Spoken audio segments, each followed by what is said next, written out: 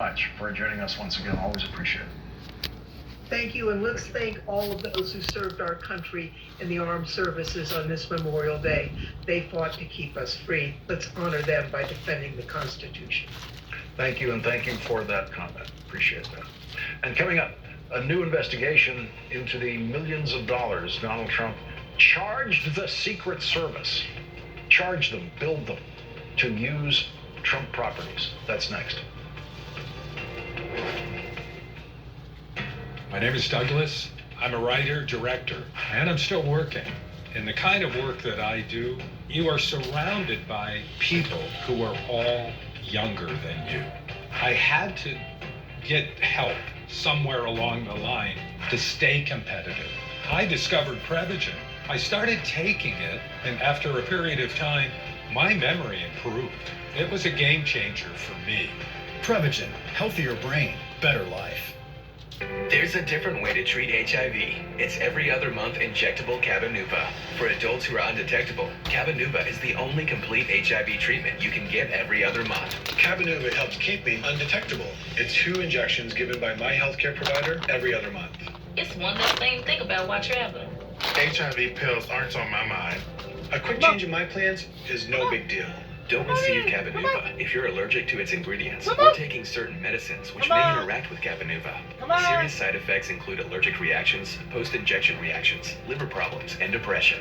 If you have a rash and other allergic reaction symptoms, stop Cabenuva and get medical help right away. Tell your doctor if you have liver problems or mental health concerns, and if you are pregnant, breastfeeding, or considering pregnancy. Some of the most common side effects include injection site reactions, fever, and tiredness. If you switch to Cabenuva, attend all treatment appointments. Every other month, and I'm good to go. Ask your doctor about every other month Cabenuva. When you hear best-in-class range or best-in-class fuel economy, you may be thinking of really tiny cars. And you'd be really, really wrong. The Ram 1500. Exceeding expectations. Again. No wonder more people are switching to Ram than ever before. Get 0% financing for 60 months, plus no monthly payments for 90 days on the 2022 Ram 1500. I've struggled with dark, thick, rough nails for years. Nonix Nail Gel cleans out keratin debris where nail fungus thrives. 90% of nails improve. Nonix really works. Buy Nonix at Walmart, Walgreens, Rite Aid, and CVS. If you have type 2 diabetes or high blood pressure, you're a target for chronic kidney disease. You can already have it and not know it. If you have chronic kidney disease, your kidney health could depend on what you do today. Farxiga is a pill that works in the kidneys to help slow the progression of chronic kidney disease. Farxiga can cause serious side effects, including dehydration, urinary tract or genital yeast infections in women and men, and low blood sugar. Ketoacidosis is a serious side effect that may lead to death. A rare life-threatening bacterial infection in the skin of the perineum could occur. Stop taking Farxiga and call your doctor right away if you have symptoms of this bacterial infection, an allergic reaction, or ketoacidosis. And don't take it if you are on dialysis. Take aim at chronic kidney disease by talking to your doctor and asking about Farxiga. If you can't afford your medication, AstraZeneca may be able to help. A new car loses about 10% of its value the minute you drive off the lot. Or more. That's why Farmers' new car replacement pays to replace it with a new one of the same make and model. Get a whole lot of something with Farmers' policy perks. We are farmers. Bum, bum, bum, bum, bum, bum. Giovanni DiStefano. Best known as the Devil's Advocate. He's representing some of the most high-profile criminals in the world. A hornet's nest of politics, espionage, a whole lot of things that don't add up. The Secret Service was forced to spend $2 million of taxpayer money at Donald Trump's properties, creating income to Donald Trump during the Trump presidency. This, according to records obtained by Citizens for Responsibility and Ethics in Washington. Taxpayers paid for 146 visits Donald Trump made to his private club in Florida, for example. The Secret Service paid more than $300,000 for security at that Florida property, at least $850,000 at Donald Trump's golf properties, and at least $400,000 at Trump hotels. Joining us now is Noah Bookbinder, President and Chief Executive Officer of CREW, Citizens for Responsibility and Ethics in Washington. Thank you very much for joining us. And of course, the Secret Service was at those properties to protect Donald Trump. And in some instances, the Trump family, since Donald Trump is, I believe, the richest man in the world, according to his own testimony, he didn't have to charge them, right? He could have just given them free rooms to stay there. That's absolutely right. In fact, his son, Eric Trump, who was one of the people running the business when Donald Trump was president, actually said publicly, we're not charging the Secret Service. We're only making them pay something like $50 a night in housekeeping expenses. Turns out that wasn't true. Not only were they charging the Secret Service, but there were times when Eric Trump specifically requested that they stay at the Trump Hotel, and the Secret Service had to pay above the approved rate per night for the government. So they were charging them a lot, and they made a lot of money out of it. And in many of these Trump properties, the Secret Service were absolutely necessary to the cash flow of the properties. Well, yes. I mean, it has become clear that Donald Trump systematically used the presidency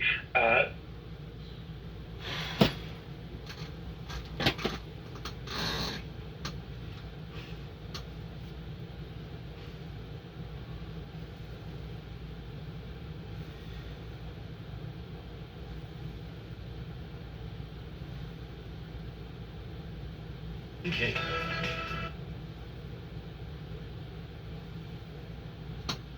Thought-provoking perspectives from some of your favorite MSNBC hosts. We need to keep moving forward.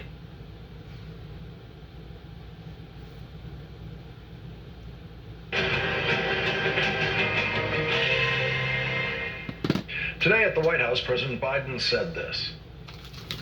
There's a Constitution. I can't dictate this stuff. I can do the things I've done, and any executive action I can take, I'll continue to take. But I can't outlaw a weapon. I can't, change the background check. I can't do that. President Biden's Justice Department has announced they will conduct a review of law enforcement's actions on the day of the mass murder in Uvalde, Texas. The police commander on the scene of the shooting at the time, Peter Arredondo, who delayed any attempt to stop the murderer for 78 minutes, has not yet explained that decision. 3 weeks ago, Arredondo was elected to a second job as a member of the Uvalde City Council. He intended to continue to serve as the chief of police for the Uvalde School District while serving on the City Council. Peter Arredondo was scheduled to be sworn in tomorrow as a member of the City Council at a meeting of the Uvalde City Council. Earlier today, that Uvalde City Council meeting scheduled tomorrow was canceled. Yesterday, the President and First Lady brought flowers to the memorial site outside Robb Elementary School in Uvalde. They touched the photos of the 19 murdered children and the 2 teachers who lost their lives trying to save the lives of those children. President Biden and First Lady Jill Biden attended Sunday Mass in Uvalde at a Catholic church filled with mourners, including some of the family members of the victims. And as the president was leaving, some in the crowd pleaded with the president to do something. He responded by saying, "I will."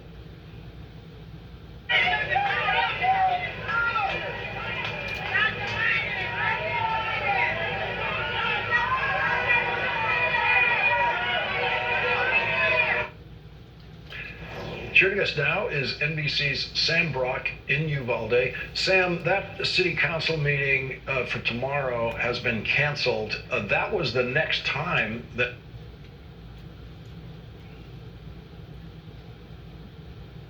today get a press release. This from the mayor of Uvalde. He later also sat down with a local affiliate to discuss what he said was the fact that Arredondo was duly elected to that office. He sees no reason, according to the Texas Constitution, the election code, or anything else for that matter, that would prohibit him from taking the oath of office. There's a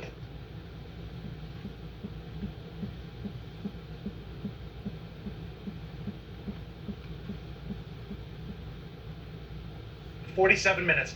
for what we learned was 19 law enforcement officials locally who were situated in the hallways of that school to actually take action? And why were federal agents who arrived at the scene at 12:15 forced to override, according to senior law enforcement officials, the guidance they were getting from Arredondo and the local school district here, and actually move into the building and take out the gunman? All of these.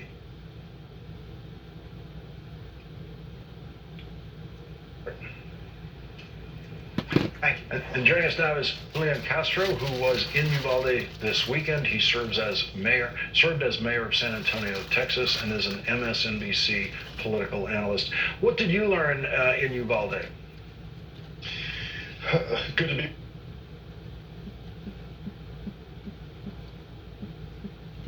Victims that I spoke to was something has to change. I also heard, and Sam sort of alluded to this in what he described in the conversations with people involved, people seem to want an all-of-the-above approach to ending these types of situations. They recognize that there are problems with our gun laws.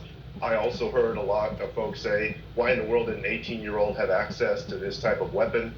They agree that schools should be as secure as possible.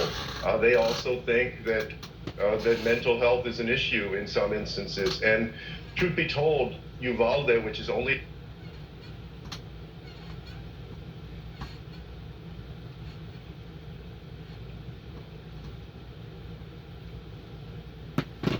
time, saying, why in the world have y'all not gotten rid of this police chief? What is going on? They're probably telling the superintendent, hey, when is some action going to be taken here? So there's a lot, I'm sure there's a lot of pressure for him either to resign or he's going to get fired from his position and then recalled from his city council position. In any event, this is as far as I know, the least amount of transparency we have seen in a shooting like this from officials who were at the scene, who were while it was actually going on. That's true. We saw last week that the story of what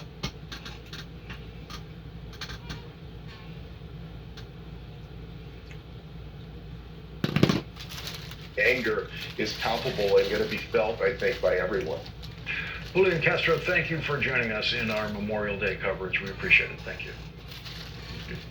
And joining our discussion now, Gilberto Hinojosa, chairman of the Texas Democratic Party and a former county judge, and Texas State Representative Gina Hinojosa, who represents the 49th District. This is father and daughter. Thank you very much, both of you, for joining us. Mr. Hinojosa, you have seen so much in your time in Texas. Have you ever seen a situation in which public officials have been less accountable and less helpful in explaining as quickly as possible what actually happened in that school? No, never. This is the first time I've seen anything like this occur, particularly when you have so many different law enforcement agencies involved here. We had the Department of Public Safety, which is the chief law enforcement agency in the state of Texas. They're generally the people that when they come onto a scene such as this, they take charge. They're the ones that are calling all the shots. And then they're blaming the head of the school district police department, which is a small department composed of a few people. This is a city of 16,000. You're not talking about a big police department. So it's very strange to me that the largest law enforcement agency, the agency that's in charge of all law enforcement in the state of Texas, in a sense, the Department of Public Safety would defer over to a small city school district, the chief of police to make these critical decisions. It doesn't make any sense. But what it does tell you here, though, more than anything else, when anybody says that the cause of these loss of life is not the weapon but the shooter, they don't understand that when you've got somebody like this with an automatic weapon in a school firing at police officers, it really puts a lot of pressure on them not to go forward because they're scared. So no matter what happens, these weapons of war are a cause of death in a lot of different ways. And in this instance, they prevented police officers from going into the school to save these children because they were afraid they were going to get shot. This is a weapon that has no business being in the hands of private citizens. It is a weapon of war. It's designed to kill human beings.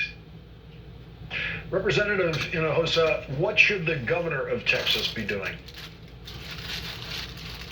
Well, first, the governor needs to put politics aside and tend to the needs of Texans. I was really disappointed to hear that in his speech to the NRA last week.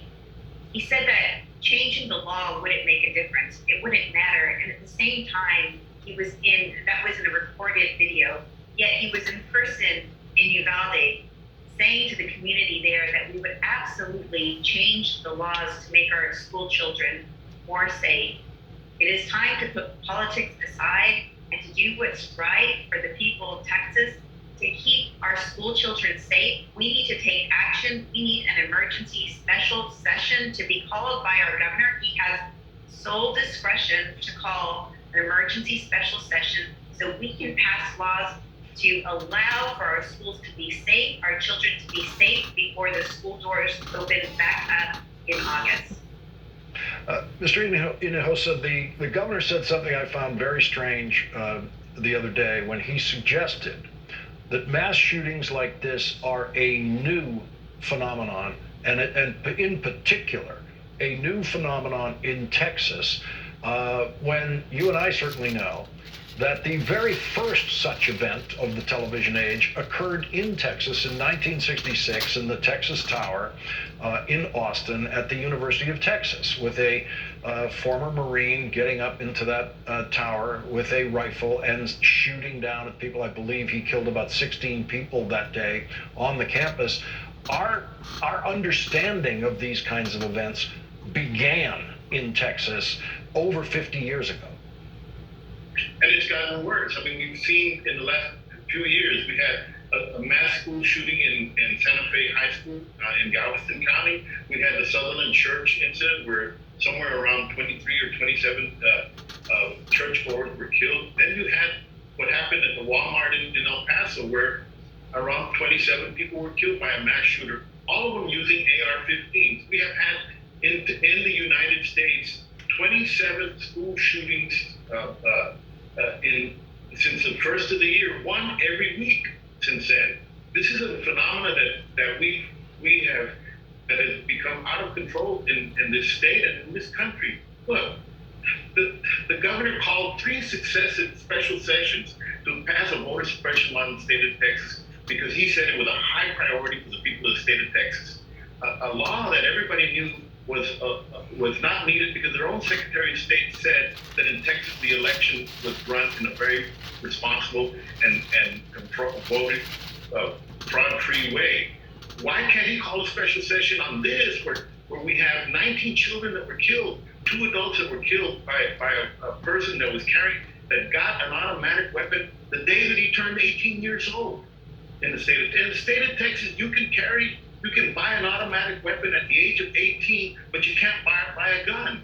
You gotta wait till 21 to buy a gun. And you don't need a license for any of these things in Texas because this governor who talks about priorities said it was a priority in the state of Texas to pass a law that says you don't have to have a permit to carry a gun in the state of Texas. This is crazy.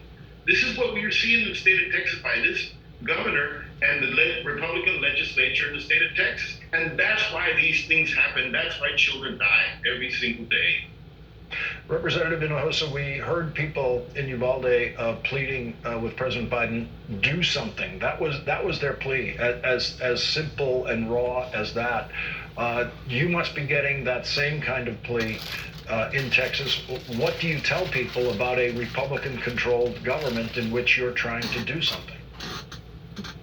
Well, we need to hold them accountable. I will say I am hearing from even Republicans now that we need to do something and that we need to do something about the gun. Please understand that this is not who we are as Texans in terms of our culture and our history. It wasn't until 1994 that you could even carry a handgun in public in the state of Texas. In the 30 years under Republican control, we have obliterated our gun safety laws to the point, as my dad was saying just a bit ago, that now you no longer need to pass a background check or receive training to carry a gun in public. This is nonsense. Texans are about family. We're about integrity. We can do something about this problem, and it's on all of us to demand accountability and demand that something be done now, that we do not wait. We can no longer wait. We must act now before schools open back up in August. We have a window right now to do something to keep our kids safe. Texas Democratic Party Chair. Sorry, we're a bit out of time on this segment. Gilberto Hinojosa and Representative Gina Hinojosa, thank you both very much for joining our important coverage tonight. Really appreciate it. Thank you, Lawrence. Thank you. And coming up, Texas Congressman Colin Allred will join us next.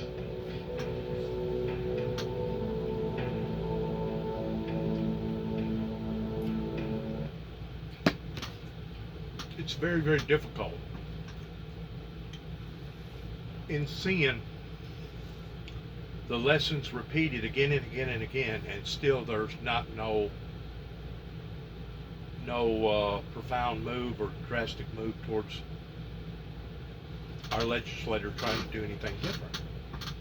I have proposed that instead of the security system in any school only having a 9mm or a Glock or whatever, that they need to be carrying the same type of weaponry, an automatic assault rifle, regardless whether it's AK or whatever. That way, at least they can compete with somebody that does come onto the scene and wants to do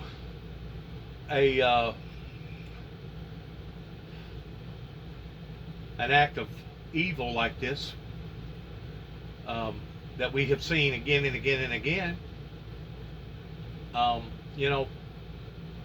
It was Texas, the one that went through with David Koresh towards their ATF agents that basically was working as undercover agents that basically set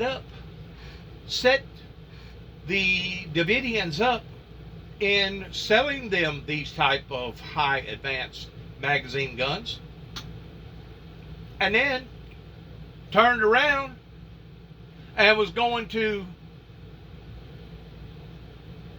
arrest them for the very guns that they had sold them because they did not pay a certain particular tax on this particular gun. There has to be some sort of common sense limitations in just exactly how far the police agencies can go. And, have they ever thought about asking themselves the question, maybe some of the drastic moves that they have committed unjustly upon various people's lives, like killing, barbecuing like 67 people during the 51-day siege of Waco? Have they ever thought that maybe because of some of these irreversible, ungodly lawlessness acts, maybe because of the penalty for them doing what they done back earlier, years ago? I mean, I lived in Texas for 3 months. There's no doubt. Texas is just exactly like Tennessee whenever it comes to their liberal laws towards everybody and their brother having a gun. And, that only goes so far pertaining to order, peace, order, people getting along with each other, because they know that they can be met with the same type of aggression that the other person is being victimized by. But whenever you have these type of magazine-style guns that are now dominating the killing field towards taking innocent lives, that's whenever legislation has to step in. And if they don't, then they automatically should be looked upon as being part of the problem instead of part of the solution to the problem, and they ought to kick them out and get them out, vote them out, shun them out, shame them out, do whatever it takes to get these people out of office and get the right people in there that can take care of this type of problem towards protecting innocent children. The man just said they've had a daggum school shooting every week this year. So what do you think it's going to be like come August? You think it's going to go away? With all the money situation getting tight and gas going up, products going up, rents going up, insurance is going up, everything else is going up. Does that people pay? What do you think is going to happen? You're going to see more and more horrendous, heinous, just absolutely terrifying acts of violence that is only going to grow. It's going to be like a cancer. It ain't just going to be in Texas. It ain't just going to be in South Carolina. It's not just going to be in Denver, Colorado. It's not just going to be in California. It's not just going to be in other parts of the country. It's going to spread like wildfire. And I tend to wonder if our legislation, beginning with the Supreme Court, that's what they want.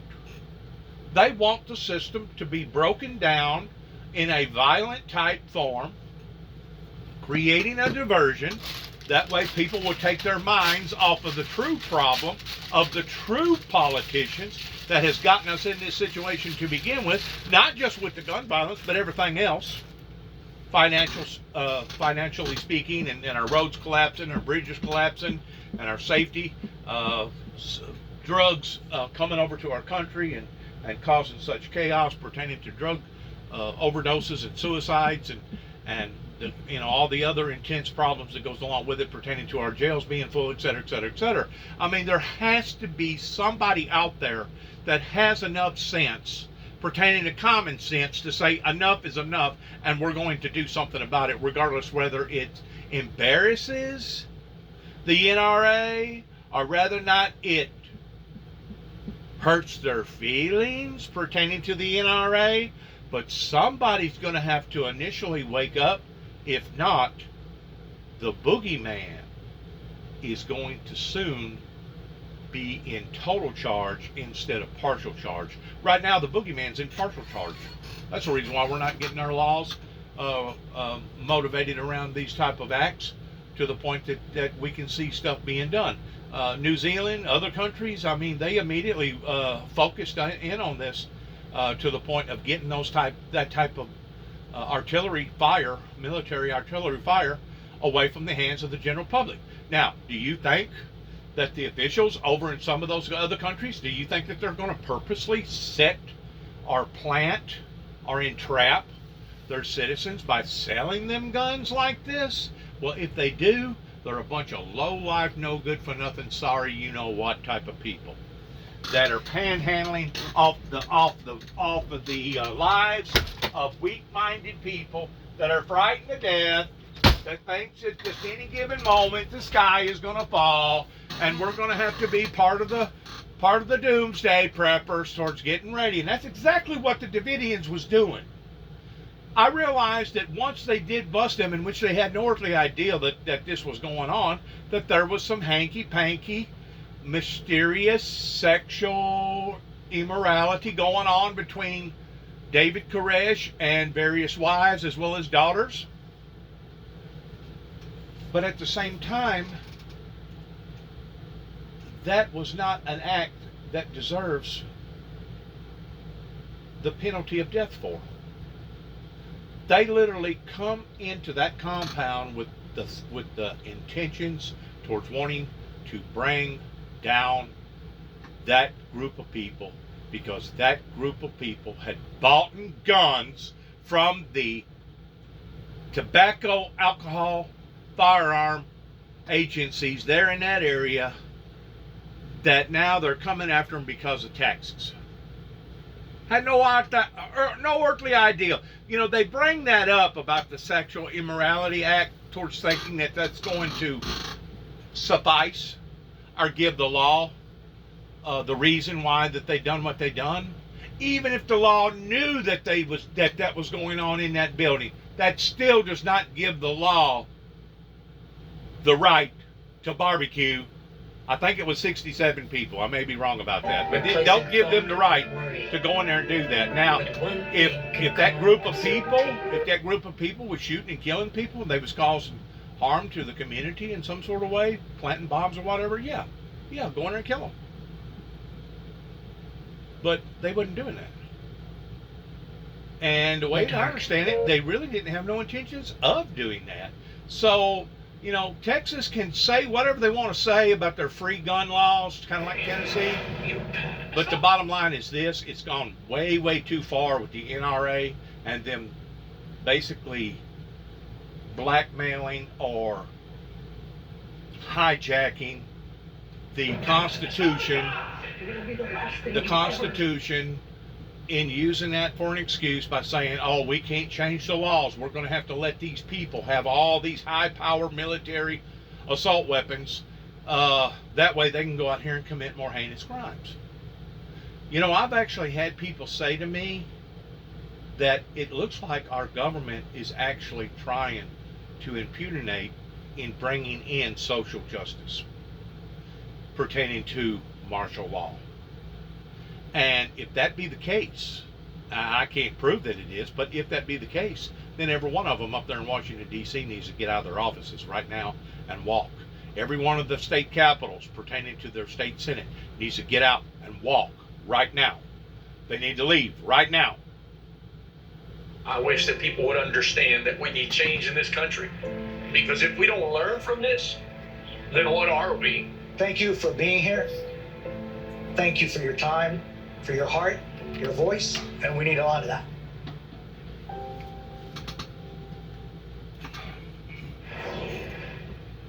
In a new Politico poll, 88% of respondents say they support requiring background checks on all gun purchases. Senator Chris Murphy of Connecticut is leading the effort to reach some kind of an agreement with Republicans on gun safety legislation. Listen, I've been clear. I'm not going to let the perfect be the enemy of the good. We're talking about red flag laws. We're talking about strengthening and expanding the background check system, if not universal background checks. We're talking about safe storage. And yes, we're also talking about mental health resources and more security dollars for schools, a package that really, in the end... Now, he mentioned mental health. Once more, it was Ronald Reagan that stepped into the psychiatric community in the late 80s that made it mandatory by the president that if a human being was not either a danger to themselves or to others, that the psychiatric community needed to treat them and let them go. They become very, very lax because of the laws of Ronald Reagan. Since then, since 30 plus years has now went by, now we have literal zombies. We have mummies. We have brain dead people that are basically walking around that don't have the mind of a chicken brain, which is only the size of a English pea, by the way, but they don't have the mind of a chicken brain because their minds has been totally fried. So who and what and when is behind all this? Well, we know when. We got the when part, all right, pertaining to making the psychiatric community lax. The why part is, the same reason why I don't know who it was that was going to try to take the In God We Trust off of our American currency. And the what part is the fact that they are actually rooting towards a brand new system coming into play that you can call it the New World Order, you can call it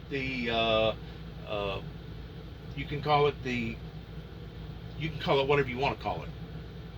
But apparently this is what the politicians are doing. They're creating a diversion. That way the American people, especially those that are being affected by all this, that way they will basically... could have a significant downward... That way they will basically take their eyes off of one fire and start looking at another. It's a diversion. We could do is just show it's that a progress is possible and that the sky doesn't fall for Republicans if they support some of these common sense measures. Joining us now is Congressman Colin Allred of Texas. He is a former voting rights and civil rights attorney.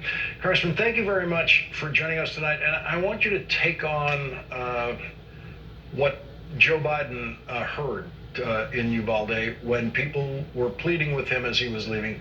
Do something. Just this simple two-word request that they were yelling to their president. How would you answer that?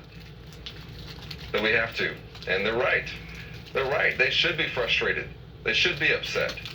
The time to stop the next school shooting is right now. Because we should act now. And we know what we need to do. It should have been acted yesterday. I'm so glad to have Senator Murphy working on this. Should have been Apparently acted. Senator Cornyn. Whenever. I hope he's acting in good faith, also trying to find a way forward.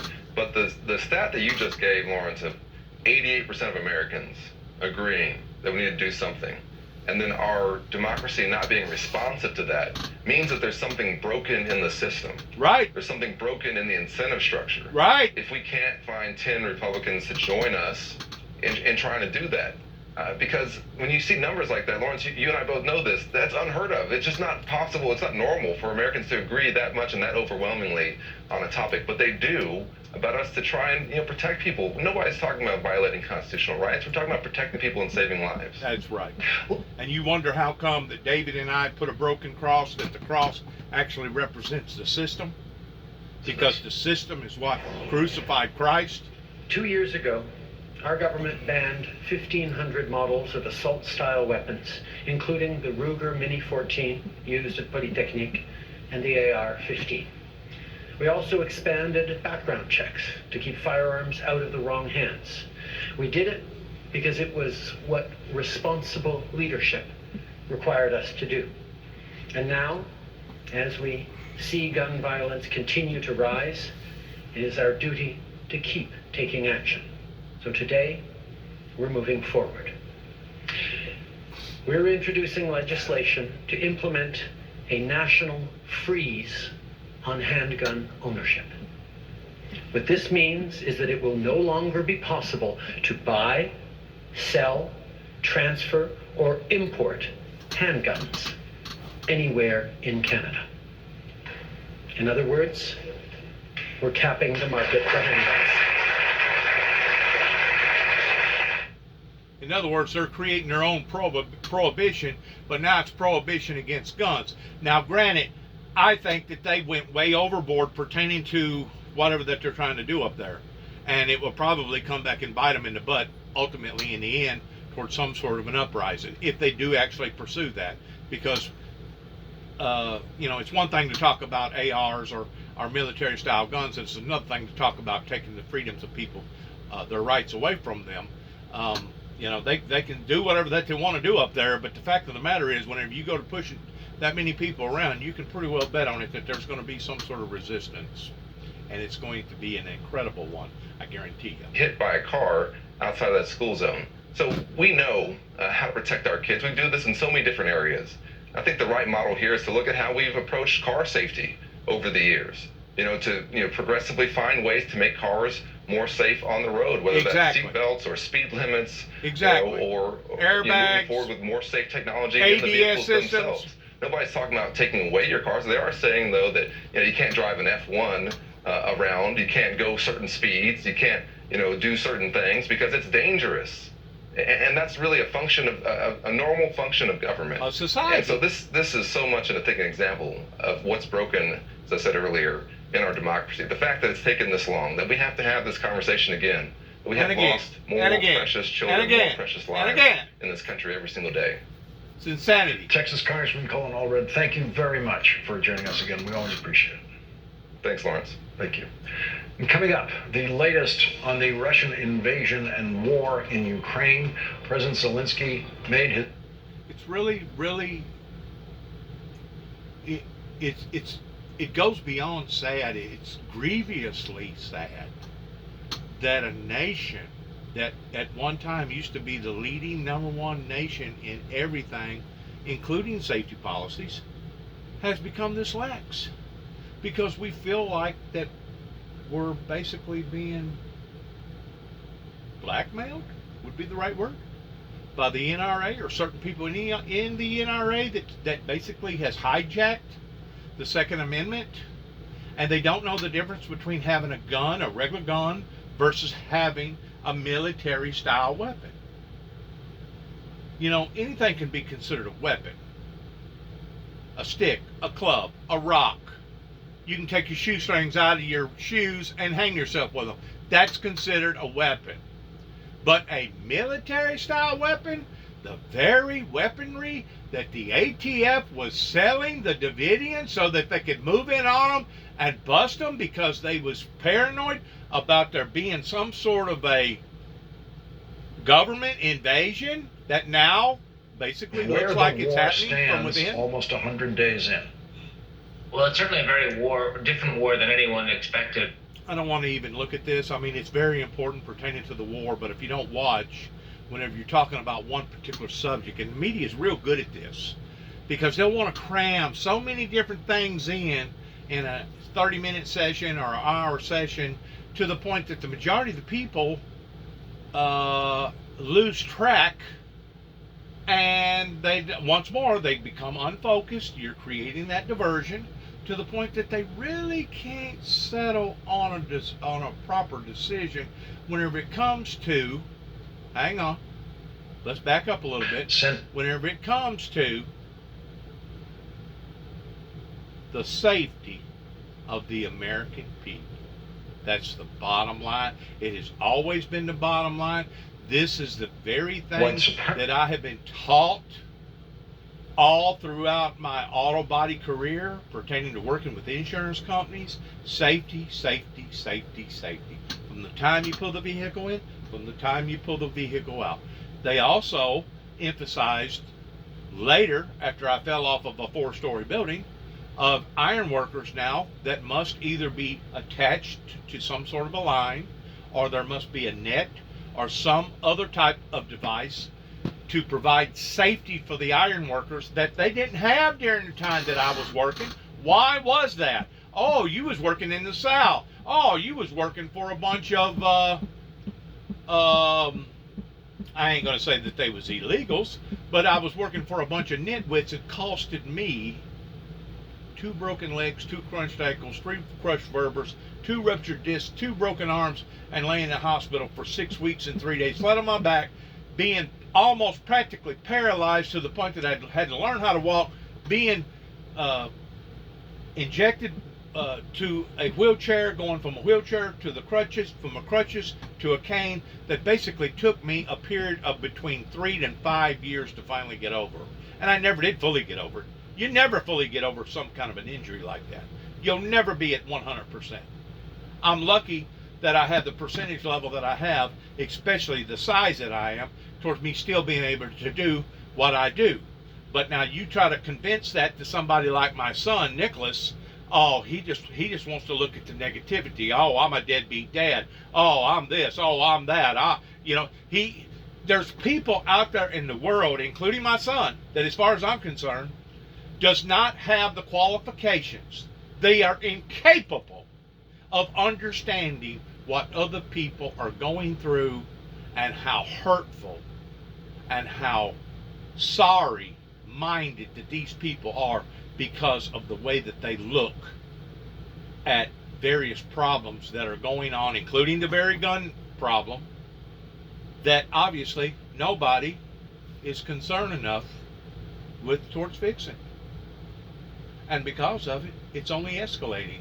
It's getting worse each and every day. The avowed white supremacist accused of murdering 10 black people at a local supermarket in Buffalo 2 weeks ago. The Buffalo News reports that the gunman may have shared his plans with 6 individuals, including a retired federal agent, in a racist online chat group. Buffalo News reports these were like-minded people who used this chat group to talk about their shared interests in racial hatred, replacement theory, and hatred of anyone who is Jewish, a person of color, or not of European ancestry, said one of the two law enforcement officials with close knowledge of the investigation. What is especially upsetting is that these 6 people received advance notice of the Buffalo shooting about 30 minutes before it happened. The FBI has verified that none of these people called law enforcement to warn them about the shooting. The FBI database shows no advance tips from anyone that this shooting was about to happen. This weekend, Vice President Kamala Harris visited a memorial and attended the last funeral for a victim of the Buffalo shooting, Ruth Whitfield. Vice President Harris said this. I really do think we need to look at the fact that this year alone, I'm told that we've had over 200 mass shootings. Over 200. We're barely halfway through the year. And when we're looking at an epidemic of hate where people are being targeted just because of who they are, I think we all have to stand back and say, wait, enough. Enough is enough. And that was exactly what David and I continued to tell the court system, the judicial system up here in Weakley County, that obviously was going through one ear, not the other, that could care less about the Jacksons' message and could care less about the safety and the well-being of who they was as regular American citizens. Now you wonder how come we put the cross up out here sideways. Once more, the cross does not represent a person's salvation. Christ, in who Christ was and what Christ done and what Christ was teaching, has to do with our salvation. The cross was only used as an instrument or a tool at that time to impugnate punishment upon people that deserved to be punished that way. Christ did not deserve to be punished that way. So in a sense, the cross, or the system, beginning 2,000 years ago, has been invalid. It has been unjust. And we know this because of all the people that has been accused of rapes, including murders, including all these other things, that now, it's only now that science has moved the needle to the point that now a lot of them same people that has done a lot of time in jail are being proven to be innocent. So the system has been broken for a long period of time. And of course, if you look at some of these third world countries, they're still operating the same way that they was operating 300 or 400 years ago, whenever they would hang an individual just because they hung a horse off of the word of one individual that said, oh yeah, I seen him riding that gray horse. I seen him whenever he went into that barn and he got it. Well, that person could have been lying so quickly and so easily that it have made your head twirl. But did the courts look at it that way? Did the judicial system look at it that way? No. No. And even to this day, the system is broken because it attacks people that it should be protecting, and it is lenient on people that it should be punishing. That was the whole concept in behind putting up the broken cross, and David and I struggling again and again and again because the community come against us out here, because obviously they didn't understand. But did that stop them from coming out here and cussing and wanting to get in a pissing contest out here in the middle of the road? Did that stop them from coming out here and vandalizing our property again and again and again? Did that stop the insurance company that for the first time I had to turn in a claim on my insurance policy, and they immediately banded me or punished me because I turned in this claim and said that I was a high risk, and now I had to go and either get insurance from a different person or do without insurance completely? What they're doing is anti-productive. whenever it comes to society becoming safer and more productive. And I tend to wonder who is actually in behind this. Is it the Masons? Is it Hell's Angels? Is it the Syndicate? Is it some other unnamed organization, some sort of secret society that's controlling these people's lives because they're under the gun? They've been blackmailed? Is it? It's appalling. Should be left to fight alone, and we got to deal with this. And joining our discussion now, Amber Payne and Deborah D. Douglas. They are co-editors-in-chief of The Emancipator, a partnership with the Boston Globe and Boston University's Center for Anti-Racist Research to reframe the conversation and coverage of racial justice and equity. Thank you both. See, America never has gotten over the Civil War. We're still punishing people because they don't talk like we talk, because they don't look like we look, because they don't dress like we dress, because they don't drive the same vehicle that we drive, because they don't go to the same church, or they don't believe the same way that we believe. America has never gotten over the Civil War. And it's not just the South. Thank you both for joining us. And Amber Payne, let me begin with you and this new reporting, if so importantly contributed by the Buffalo News. Local reporting on a national story like this turns out to be invaluable. And this shows us the image of these gunmen working alone isn't really true. This was someone who was in communication with others about what he wanted to do. There you go. It's really chilling, Lawrence. Thank you for having us, but it's really chilling to know that this person was in communication with others, and that even a potentially a retired law enforcement officer. I was going to say this while ago, and I patched it up. I get accused quite frequently because I don't sit and titter on the computer in communications with, I'm going to use the same phrase that they use, my followers or my fan base. This is the very reason why that I do not do that. Is because if you don't watch, you can be hooked up, led, influenced, blackmailed, whatever word you want to use, towards a bunch of, I'm going to say, radical type thinking, that the next thing you know, your words can be taken out of context, and you're texting these people and these people texting you, to the point that the next thing you know, you actually will look like a terrorist, a homegrown terrorist. You will actually look like a nut job, because that's the way that they have formulated it.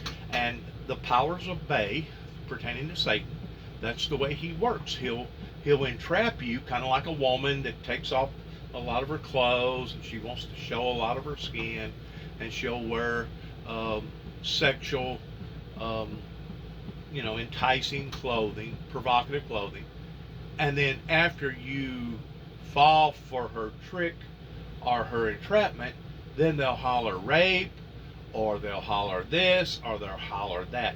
This movement that Satan places into people's hearts towards people doing this is about as old as prostitution of itself. It's very, very old, and it's very, very cruel, and it's very, very evil.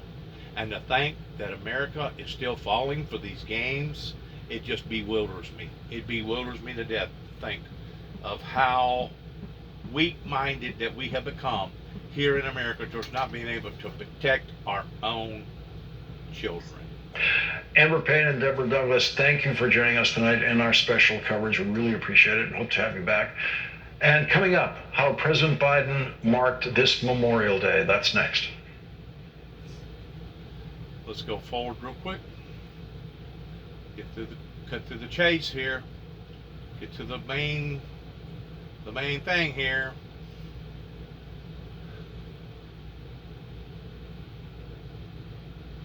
What's consequential about that to us as Americans? Is there any? Go a little more, go a little more.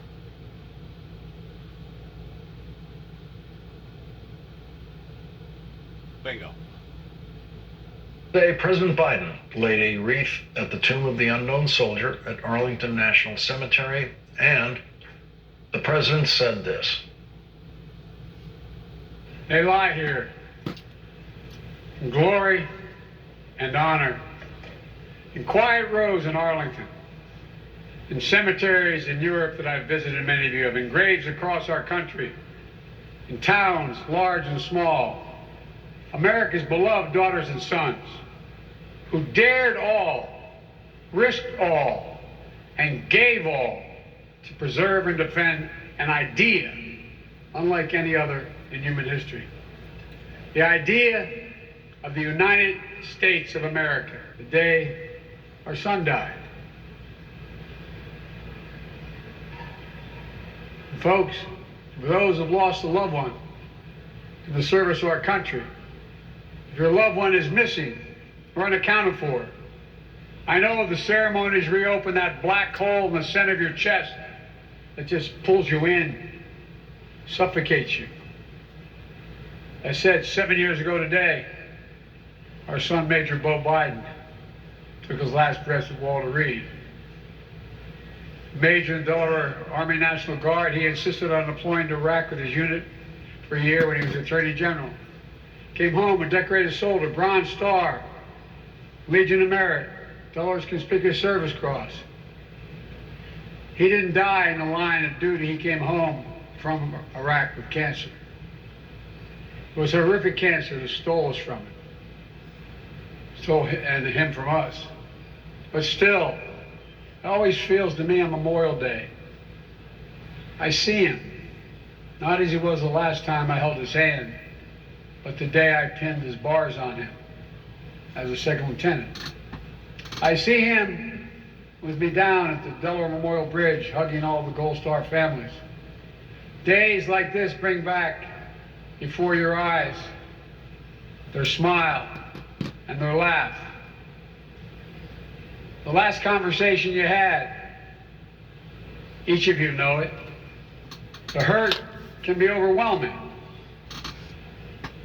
But for so many of you, as is with Jill and me, the hurt is wrapped around the knowledge that your loved one was part of something bigger than any of us.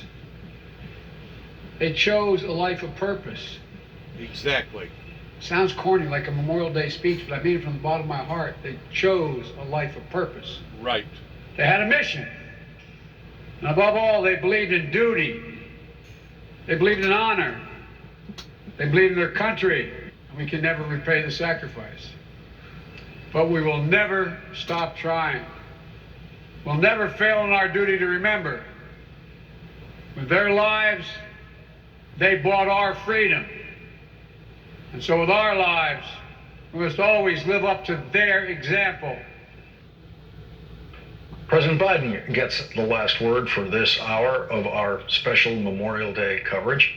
An encore presentation of the MSNBC documentary film Love and the Constitution is next. That one is for yeast and... Okay, let's go forward again.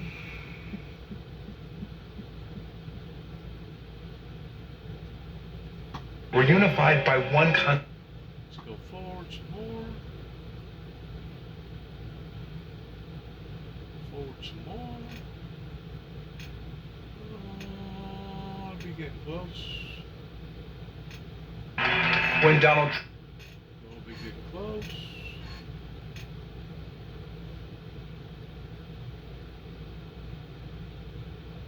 Please welcome Tommy Rasmussen. I don't know what all this is. It looks like it's politics to me. Once more, we was talking about a very, very sensitive subject pertaining to the safety of our children and those who are being lax in taking care of our children, and now they want to cram all this other stuff in there towards basically being a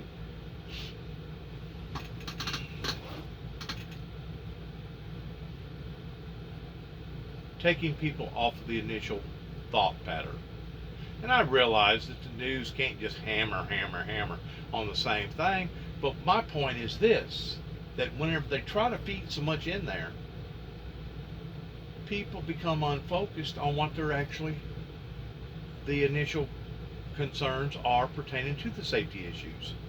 And I tend to wonder if they don't do that intentionally towards creating a diversion. That way they do cram a lot of information in there. That way the people does stay confused. The people does not pay close enough attention to the safety factors that we should be focusing upon, because they want to bounce around. They want to say a little of this and say a little of that, and they don't want to stay focused on the same subject matter. And because of it, it makes people nauseated. It nauseates people. And what I'm looking at right now is basically 100% core all politics. That's what it is.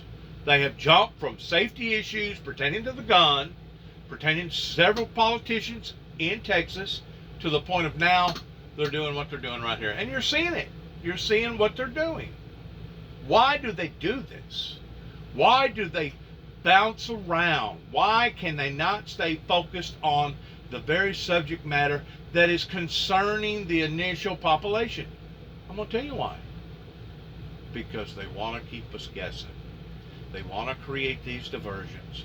That way we don't stay focused on being able of our national security and betrayal on being able to straighten out these problems. The problems won't never be straightened out. It's because that's what they're doing. They're creating chaos. They're creating confusion, which is the handiwork of the devil, is what the Bible says. Satan is the author of confusion.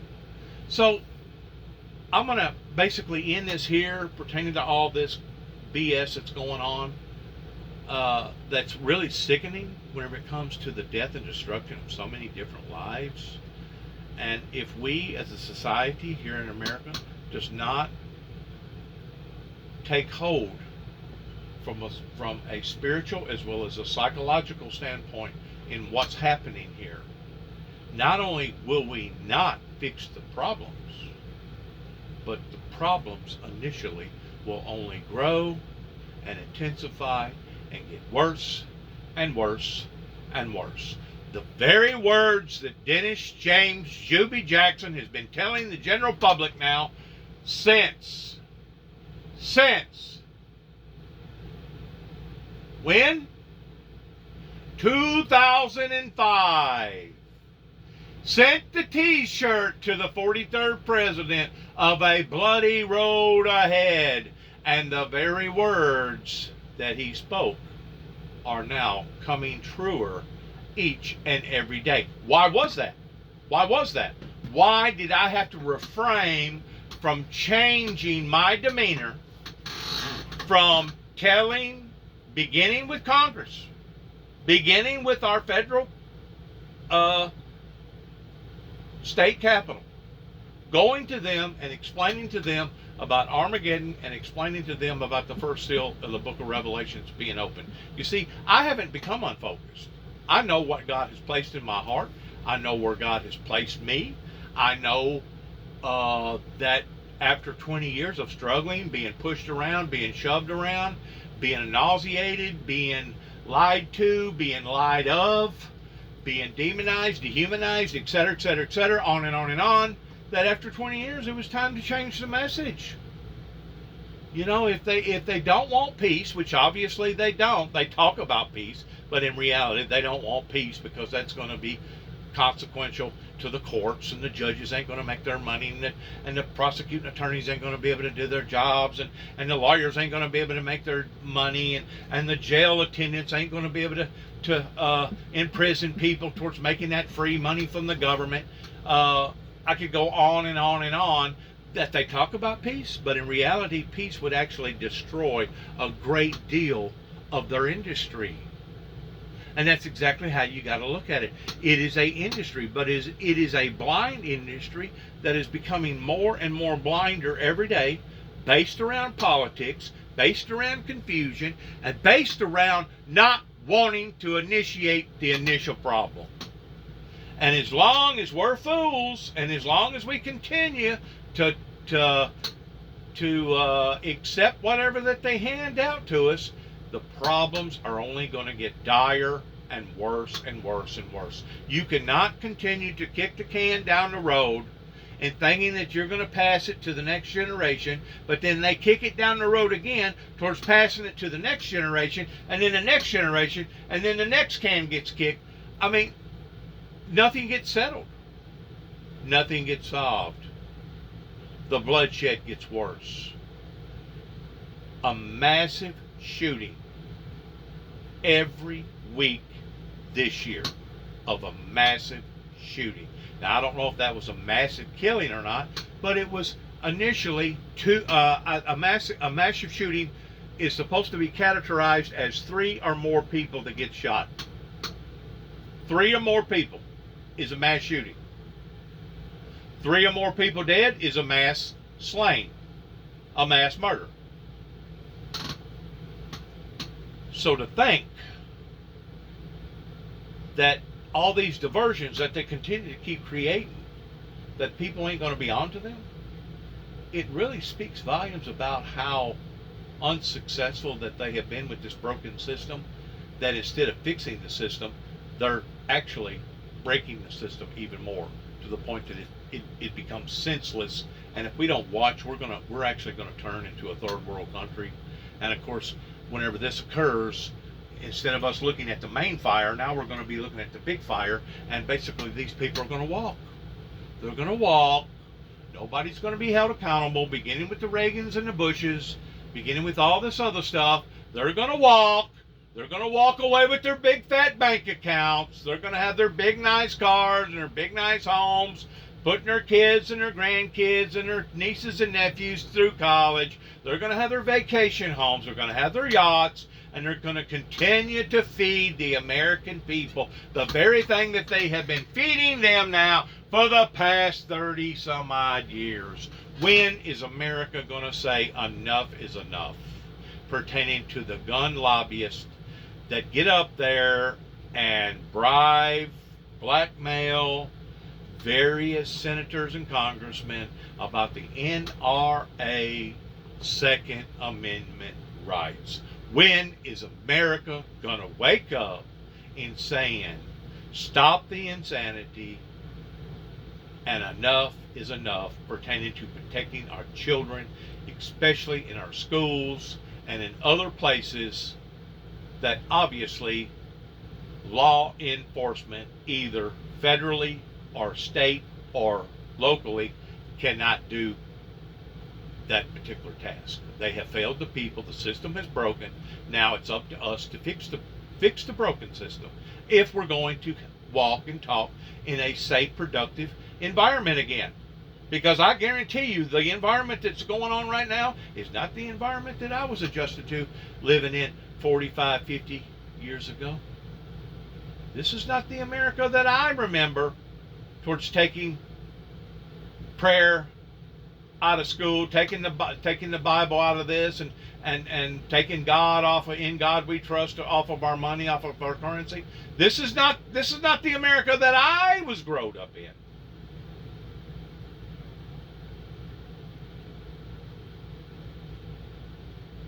Wow. And they go on and on. See, they're steadily focusing on this guy pertaining to his message. Why is that? Well, he fed this news agency a lot of money. He's promoting himself on this on these issues, and the people will fall for it, okay, because they're nothing more than disguised imposters, basically wolves in sheep's clothing, and the American people will fall for it, and they'll fall for it, and they'll fall for it, and they'll fall for it. In the meantime, we see more death and destruction. We see more innocent lives be taken, and they'll fall for it, and they'll fall for it, and won't nothing get settled, and won't nothing get achieved. And in the meantime, they make a mockery not only out of the government that they're working for, but they make a mockery out of the laws of the government. They make a mockery out of the church sector. They make a mockery out of all this stuff.